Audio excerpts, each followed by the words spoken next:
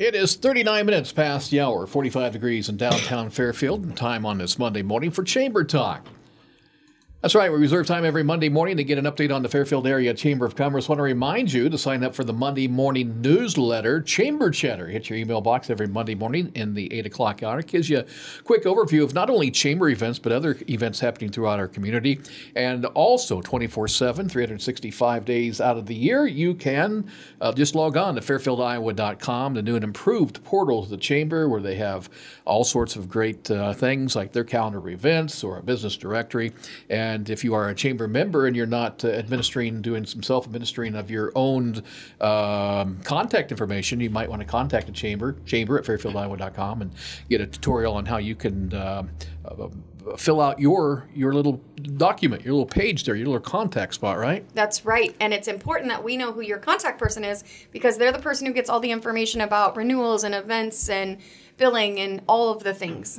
Yeah, I was on there the other day, and I think we need to change our contact person. I think we need to change our contact person. I have a whole list of them. So we're excited. Our new chamber administrator starts today. Well, that's what I was going to say. I was going to segue right into that. I'm so excited. I've talked to those plants by myself for so long. And so we will not be announcing it on the radio, because we are going to let her announce that she is coming back when she gets here. She is returning to the chamber family. That's known as a teaser. That's right. So we are very excited. There's flowers on her desk and breakfast, and I've brought her lunch, and we're going to have a great day. And I sit here with a rumbling tummy. Will you come on over and have lunch with us? You can come meet her. Well, if she's making a return to the chamber, I probably have met her and know who she is. Have. Real quickly, I mentioned Chamber Chatter. I'm looking there today, and a couple of things to put on your calendar. Don't forget, parents, 1 week from this coming Friday, it's the annual Bike Safety Rodeo, which is an outstanding event, which is relatively new on your calendar, but has become a huge success. Yeah, this will be, I think, our 5th year. And we do it with the Pence Elementary after-school program. We go and teach them bike safety, rules of the road, all of that kind of stuff for a couple of days. And then we do an obstacle course and have a graduation with popsicles. So, again, that's coming up next Friday, the 12th. And we were so fortunate. Oh, I forgot to say. Blank Children's Hospital gave us 60 helmets this year to give away. So every child who doesn't have a helmet, or their helmet doesn't fit, or it's broken, we give them a brand new helmet. And then the police department, as they are watching kids out and about and they don't have a helmet on, they will offer them a helmet. They just come to the chamber and pick some up, keep some in their vehicles. So 1 week from Friday, also looking down the road just a little bit, it's time now to start thinking about the next legislative forum coming up on April 20th. I know the topics have been put in place. We'll talk more about that when we get ahead. And also 3 weeks from Thursday, April 25th, it's my dad's birthday. Happy birthday, Dad! But it's also the annual awards banquet. Yes, RSVP deadline is this Friday. So if you want to come and celebrate the best of 2023, you definitely want to be there. It all culminates with Citizen of the Year at the end of the night. And we'll have our 2nd ever Ambassador of the Year. Denise Hall, my board president from Fairfield Dental Clinic, and I went out Thursday and Friday, Publishers Clearinghouse style, and told people, you're a winner! And the range of emotion from, oh my gosh, I have to go on stage, to literally weeping with joy was, it's the best things I get to do. Yeah, the awards banquet is always fantastic as well. So anyway, mark your calendar for the 25th. Make your reservations now by calling 472-2111, or you can email the chamber at fairfieldiowa.com. That's some of the highlights coming up on the chamber calendar. As per usual, you have a guest today, so I'm going to let you take over. Good morning, Miss Marg. Good morning. Thanks for having me on. Marg Dwyer from Sierra Club, and all things Sierra Club. You have a very big event coming up on Earth Day, which you can go to the legislative forum and then come on over to your event. Right. Just go back one to the other. Yep, it's a 10 to 6 event on Saturday, April 20th. That's not exactly Earth Day, but it's the closest weekend to Earth Day. That's great. And it's called Resilient Community Challenge, where we're pioneering circular solutions for our community. We'll have speakers on resilient and circular communities. We'll have food and music and fun and interactive workshops and demonstrations and booths and all that kind of stuff. It's a little different than what we've done in the past. This one is going to be more geared toward future ideas rather than how things are now, although we'll probably still have some plant giveaways and stuff like that as well. Probably I should explain what I mean by circular, because that's probably confusing for most people. Sure. So a circular community or economy explores how to continuously take assets once and make something out of them, and then reuse, repurpose, and repair or redesign those assets to make finite materials available for a very long time. In a circular economy, very little goes into a landfill. Materials find a new life one way or the other, and the circular approach also seeks to mitigate the effects of climate change. Now, today, we kind of live in a linear economy most of the time, and that style reflects an idea of take, make, use, discard, and repeat, which leads to depletion of resources and proliferation of waste or trash, and much of the materials end up in a landfill. The circular perspective emphasizes redesigning the whole system so that all the end products can be repurposed and little or nothing is ever lost.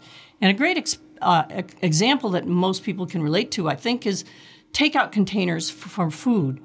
If you're taking a styrofoam container, that's going to the landfill no matter what, because there's no recycling for styrofoam. Yep. If you take a cardboard container, sometimes the top is going to still be clean and you can tear that off and recycle it with your paper goods. The bottom is probably going to be contaminated with food, and that can be composted. Yes. If you're a composter. Yes, absolutely. So we're also going to have some high-power speakers. One that's coming in from New York is David Levine. He's the president of the American Sustainable Business Network. I think he should be an interesting person to listen to. We have some others who will be in by Zoom. Martin Wolf is Director of Sustainability and Authenticity at Seventh Generation, and they have products. You've probably seen them at Everybody's and maybe some other places. We have Amber Lashik, who's the CEO of Redo Furniture. They make all their furniture out of repurposed materials. Oh, cool. And then Alden Wicker is the author of a new book out called To Die For, D-Y-E, How Toxic Fashion is Making Us Sick and How We Can Fight Back. Oh, interesting. That's a topic that's gaining some traction lately. We all buy clothes, and we've all gotten into the habit of loving to buy the cheap stuff. And this cheap stuff has some problems attached to it, so we're going to learn about that. And you have a lunch on the Friday before. We do. That's a by invitation only event, so I'm not going to talk too much about that. Okay, perfect. We'll also have some local speakers. Ben Harris from Green Building Supply is going to talk about how they've come up with a way to repurpose the cardboard that gets shipped to them and how they can reuse it to ship things out. Nice. Cheyenne from Magnolia Sanctuary will talk about circular food redirection, and Terry Phillips from Washington, right up the road from us, deconstructs buildings and recycles windows and helps figure out how to reuse building parts, and he's from Washington, Iowa. Then we have Francis Thickey from our local Radiance Dairy talking about pasture rotation, and some students from the Maharishi School are going to demonstrate what they've come up with in their Global Solutions class. So that'll be fun. Wow, that sounds like a lot of stuff for us 10 to 6. Well, we've got a lot of things going on all at the same time and in 2 locations. In the Deep Green Machine Makerspace, we have a hackathon going on. A hackathon is kind of like a Shark Tank event where we bring in students and give them a pile of junk, basically, that comes from the things that are done in the Fairfield Food Collective, pallets and whatever. Yeah. And give them a set of tools and say, figure out how to make something useful out of these materials. Oh, it's just so cool. It's a creativity and fun exercise, I think. You'll be shocked by some of the things those children come up with. I expect to be. And the other thing that we'll have that'll be fun is we have an eco fashion show, and we're accepting applications for that as well. This is a favorite. We've had this many years in a row, and teenagers, high school or college kids can make a dress out of paper cups or out of buttons or what have you. And so we'll have some fun with that. Then the other thing that's a return engagement is a repair fair. That's always been popular when we've done it at the farmers market. And this time it's indoors, so we don't have to worry about rain. Yay! And we have some very good people coming, sharpening knives and tools, fixing small appliances, fixing jewelry, all that kind of stuff. So I hope everybody will come out, and because it's a Saturday, we'll have some food. The Ethiopian restaurant, Addis, will be open that day from 11:30 to 2 to help people who are attending the event. Also down near the Deep Green Machine, which is behind the Fairfield Food Collective, we'll have Breadtopia will be open. Taco Dreams will be available for meals during the day. Oh, they're so good. Yes, they are. And then later in the day, we'll have a food truck there. I believe it's going to be Pollo Rico. And so that's what we have going on. And I want to especially thank all our co-sponsors and partners, because we could never have done this kind of thing without a lot of help. It's Absolutely. a big deal. And it's at the Arts and Convention Center. At the Arts and Convention Center from 10 to 6. And those who are accepted will be in the hackathon, different location. We'll communicate that with them. And then at the end of the day, they'll bring their presentations to the FACC and share with everybody what they came up with. Okay, so if someone's interested in doing something with your event, it's in Chamber Chatter this morning, and Yes. it will be on our calendar Yes. this afternoon. Yes. But how can they get a hold of you? They can also go to our website. We have some posters, or will have some posters around town and flyers that have a QR code that take you to our website, or you can go to our website, which is sierraclub.iowa/southeast. Oh, sorry, sierraclub.org/Iowa/southeast, and there's a lot of information about it there. And you can find Sierra Club on the business directory at the That's at right. fairfieldiowa.com. Exactly Look right. at that. All right, so what are you most excited about for this? What's your one thing that you're like, oh my gosh, I cannot wait to... Well, I'm interested to hear. I'm kind of excited about the keynote speakers. I want to hear what this woman has to say about fast fashion, and I'm eager to hear what David Levine has to say about the American Sustainable Business Network, because I know a lot of people are worried that if they make the changes that make their businesses circular, it's going to cost them money or it's going to be a problem. And I'm pretty sure these people are going to give arguments to the contrary of that, and Absolutely. evidence to the contrary of that. And I think that's what we all need. We need reassurance that we can do this. It's not impossible. We can do it. It's not Absolutely. rocket science. Well, just think of all the things that we recycle now that we never recycled Right, before, right? right. Tires getting cut up and being put into playground. Right. Right. We can recycle a lot of things that we used to not recycle. However, our answer to the trash problem is not going to be recycling. Yes. Our answer to the trash problem is going to be to do things very differently than what we do them now. I like to think of products of service. Like, instead of buying a dishwasher, say, which I seem to have to replace about every third or fourth year, Yes. I'd like to lease one. And then the person who's leasing it to me, the company that's leasing it to me, is responsible for keeping it going, not me. And I bet if that's the case, they're going to build it way differently.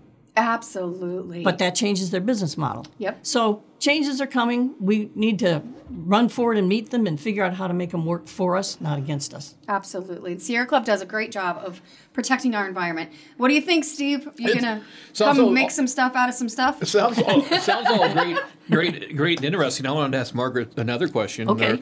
What are some of the other focuses of the Sierra Club throughout the year, Margaret? Well, zero waste is a big focus of ours. Climate mitigation is a focus of ours. And wild things, our wild lands, our prairies, our forests, our waters, all of that is important. And also we're very interested in the transition to renewable energy. So those are our 4 key areas that we work on. Fantastic.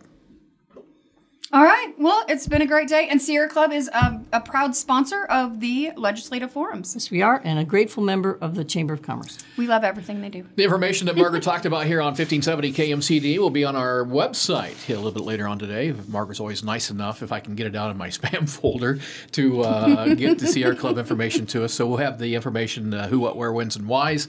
Now you can become a part of it coming up maybe later on this afternoon. Margaret's always nice seeing you. As our Chamber Talk, don't forget to sign up for the week that will be, or also known as Chamber Chatter here on 1570 KMCD. One quick programming note, as Mindy was talking, you might have heard a beeping in the background. Let the folks know what that was. The Santa houses have returned to the city shop. Yeah. We were not putting the Easter Bunny in there. We were not putting Cupid in there. Our friends at Drish Construction have been very busy with the Highway 1 project, and I'm sure 1,000 other projects. And we wanted to say thank you for taking Santa's houses back. Yeah, so I'm sitting here high atop the Alpha Towers in Ivy Studios. It looks a little bare down there. It's pretty great. Speaking of Drish Construction, the Highway 1 projects, Melanie Carlson will be on the air this time tomorrow morning talking about what's happening down there on South Main Street here in Fairfield. Also, looking at my calendar, 2 weeks from today, I believe the Crow Creek Bridge project on West Burlington Avenue will begin, and that will essentially have West Burlington out at Chautauqua Park closed down for the next several months, or at least a month or two anyway, where they replace that bridge out there. And there's some other projects as well. That step sewer project, wastewater sewer project is continuing. So Melanie will be in tomorrow morning at about 8:35 to talk about those. It is 6 minutes before the top of the hour. Let's see here. We've got markets plus CBS News top of the hour coming up here on 1570 KMCD.